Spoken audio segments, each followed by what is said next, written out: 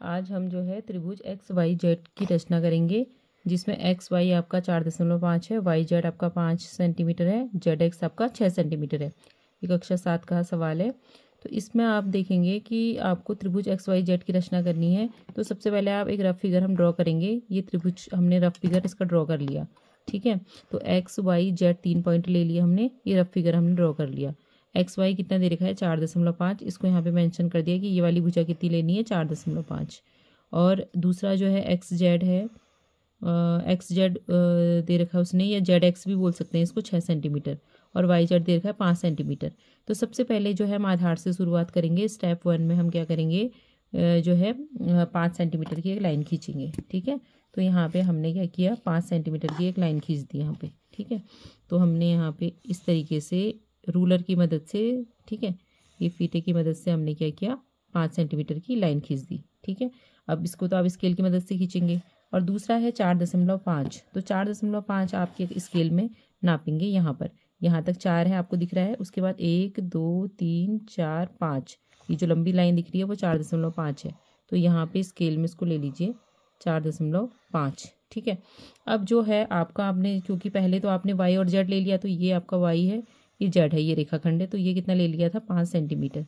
उसके बाद आपने 4.5 इसमें नाप ले रखी है, और आपने क्या करना है, यहाँ पर एक चाप लगा देना है, ठीक है।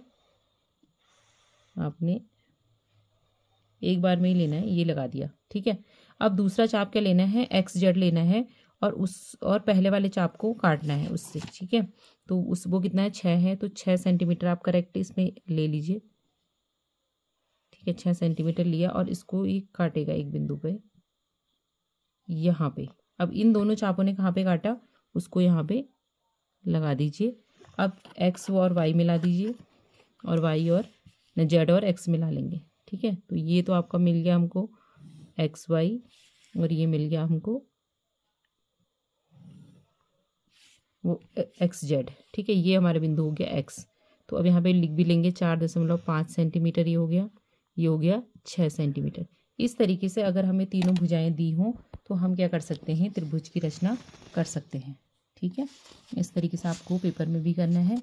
और उसके बाद अगर ये 5 नंबर का क्वेश्चन आता है तो आपको रचना के चरण भी लिखने हैं, ठीक है। स्टेप लिखने हैं रचना के चरण। तो यहाँ पे आपने 3 चरणों में इसको पूरा किया, ठीक है। स्टेप फर्स्ट में आपने क्या किया, चरण 1, ठीक है। इसको ऐसे भी लिख सकते हैं आप, चरण 1। सबसे पहले आपने एक लाइन सेगमेंट खींचा, रेखाखंड खींचा, ठीक है। सर्वप्रथम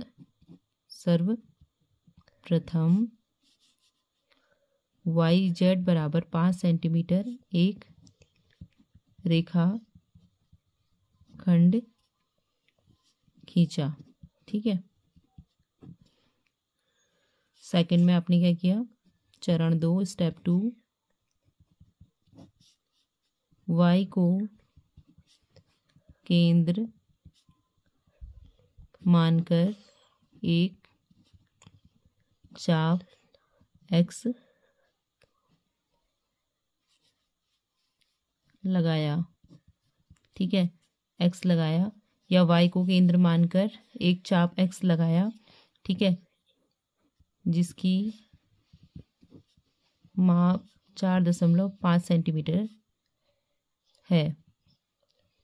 आप ऐसे भी लिख सकते हैं कि वाई को केंद्र मानकर 4.5 सेंटीमीटर का एक चाप लगाया, ऐसे भी लिख सकते हैं, या काटा, इस तरीके से भी लिख सकते हैं, अपनी अपनी लैंग्वेज में लिख सकते हैं इसको। फिर है चरण 3 या स्टेप 3, जेड को केंद्र मानकर 6 सेंटीमीटर का एक चाप और लगाया, ठीक है। एक चाप और लगाया, जो पहले चाप को एक्स बिंदु पर काट रहा है, ठीक है, काट रहा है। उसके बाद एक्स वाई व एक्स जेड को मिलाया, चरण 4 क्या हुआ, त्रिभुज एक्स वाई जेड अभिष्ट त्रिभुज